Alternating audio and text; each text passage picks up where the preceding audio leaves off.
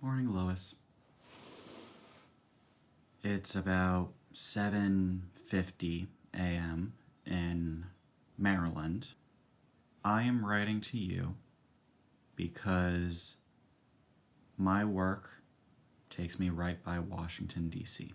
I spend my days helping people, whether it's adults with disabilities that are looking for employment or social opportunities, or folks that feel energetically stuck and they're just trying to move forward in their lives. If you were to boil everything I do down to a single sentence, it's I help people. And I'm proud of that. And I like that a lot. I drive past the Kennedy Center on my way home from work. And what was once covered in colorful lights depicting the pride flag is now just red, white, and blue. I drive through the city and it's completely empty.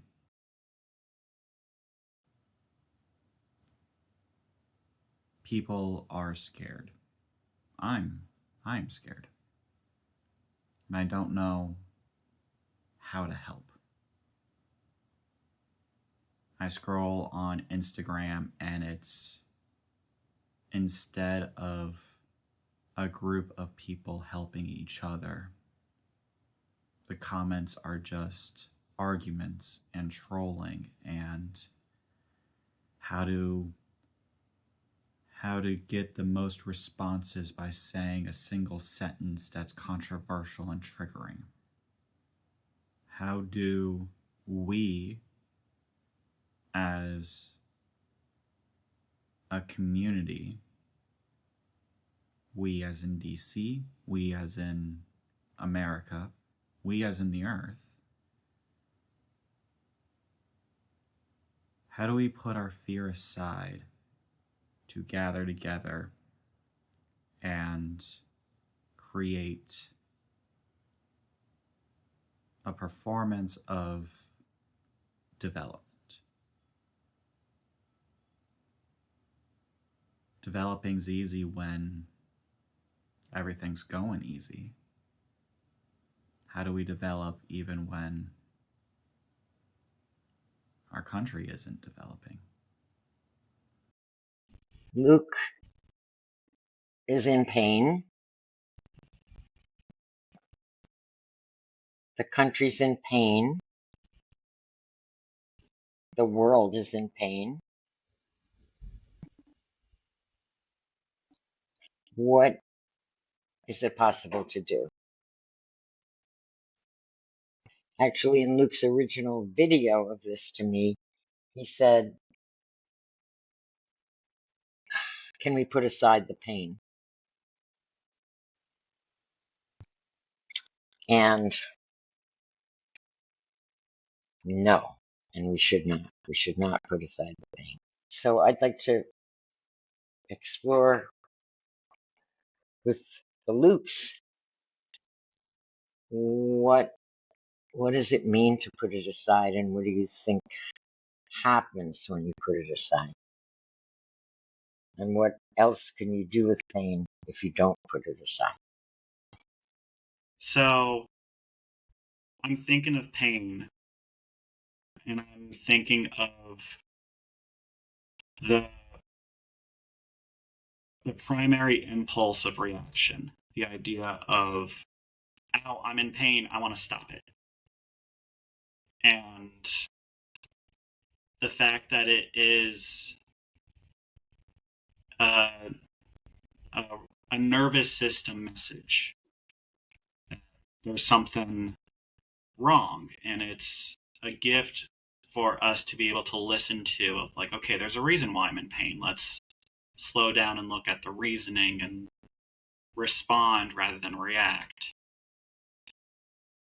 And it's easy to do that for one person. Like, if my hand's on the stove and I feel that pain, I'm able to know, oh, wait, it's because my hand's on the stove. I can just move the hand away and then trust that that's going to heal and that pain's going to go away. the beauty with ESI, the beauty with Lois, everything that you've built is that it's not just one person, it's so many people. Taking that pain response and that pain message, but you're applying it to so many different communities and the giant global community. In a way,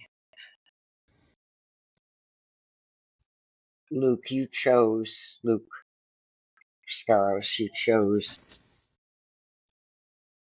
to move it away and to distance yourself from it.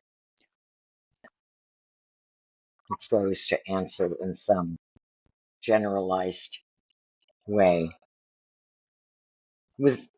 and both of you, just something really so important and interesting. And I noticed that,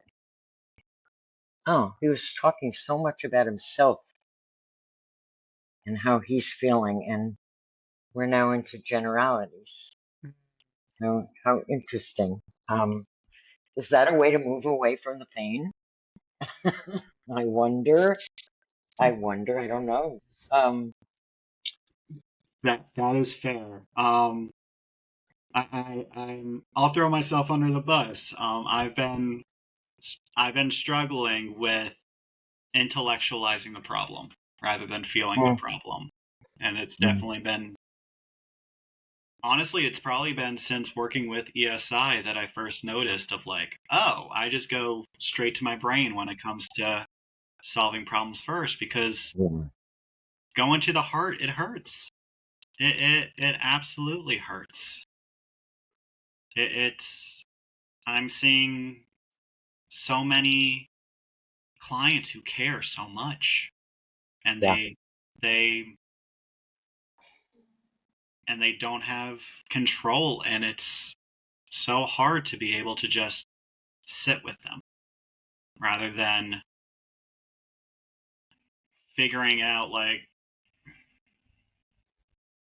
yeah, and that's the problem. It's I want to give a solution and I just can't, and that hurts. And why do you want to give a solution? Because if I give a solution, then the pain is gone. Wow. Oh, yeah, it's that reaction. It's I want to pull their hand away from the stove. I want to pull America's hand away from the stove. But that's... Well, of course you want to, and we all want to, I mean, many of us, but that's not possible. So that's your dilemma, if you will, or one of the many is, I want to pull the hands away from the stove and I can't. So if I try, I mean, the obvious thing to do when you can't do what you think you should do is to both examine with others, why do I think I should do that? And what else is possible to do?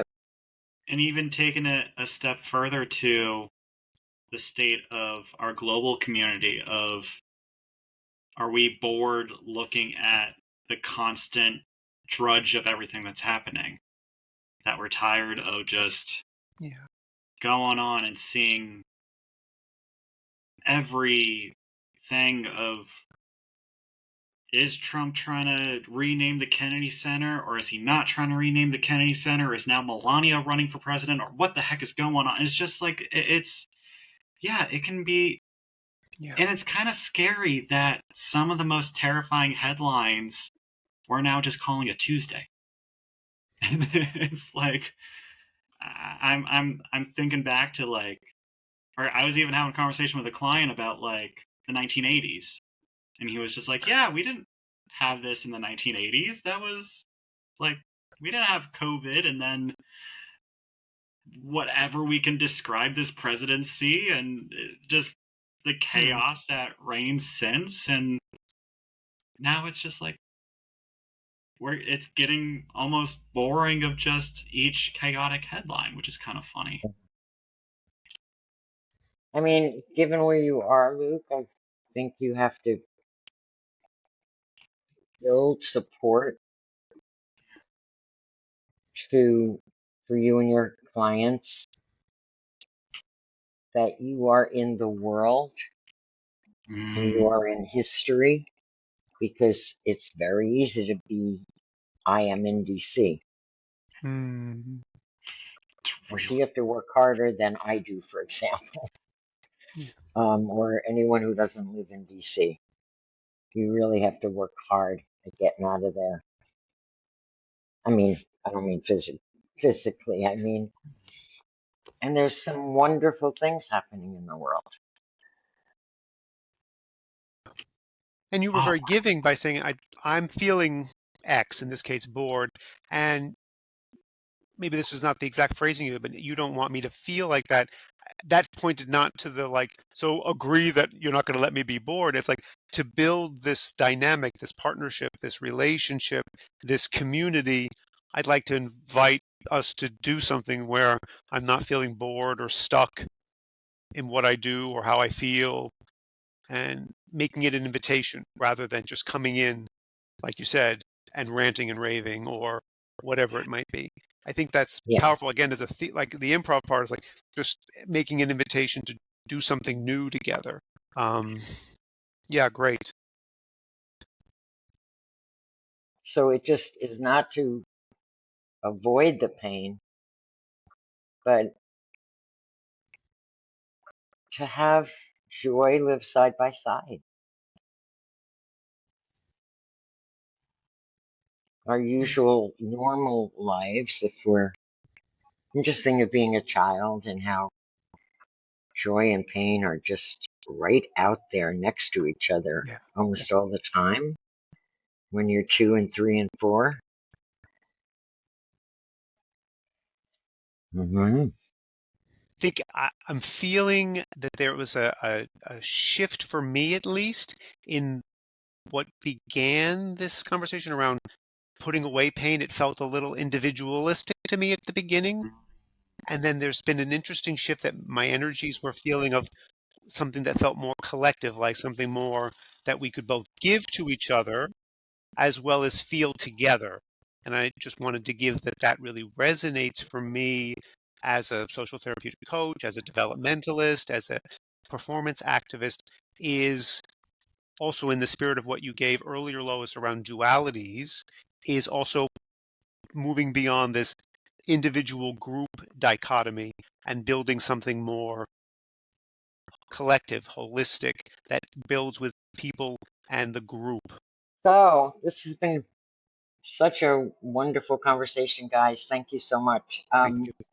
I thought as we wind down, I'd like to just share that in my book, The Developmentalist Guide, there it is. In addition to 50 letters and my responses, I have responses to my responses. And many of them are from the original letter writer, and some are from other people who use the letters, tech counselors and therapists and so on. And so, Luke, I'd love to have, how was that for you? Sharing the topic of the letter with us and the audience, and then having this conversation to help you with this. The word that's coming to mind is hope. It's I'm immediately excited to bring this to my community as well as practicing it myself. The idea of creating our own algorithm, the idea of just because we're in DC doesn't mean that we are responsible for getting sucked into the world of DC and the chaos that's happening in the world of DC. That there is both joy and pain in life, and that's why we're here, and that's why we're walking this path, is to experience it all. And I'm thrilled by that opportunity and that invitation to be able to allow more joy in my life and more of changing that algorithm, going back to that again. I loved that so much. And I do want to be able to, even just a couple months from now, just look back at this conversation and just see how far I've come from that first video of driving and seeing the Kennedy Center to now just letting life happen and loving life for all the joys and pains and highs and lows. So thank you profusely for such amazing words, amazing ideas. And I would love to be able to encourage all my friends and family and coworkers to play with letters and play with sending you letters and seeing what it's like to be able to build this world of development through being curious and not holding everything that we're feeling deep inside and that it's selfish to share it. I would really love to encourage that gift of sharing it with people. So thank you, Lois, profusely. Thank you. Yeah, Thank you you. both. And everyone, I would love to get some letters. Just Lois Holzman. I'm L. Holzman at eastsideinstitute.org. And get a copy of the book. Read it.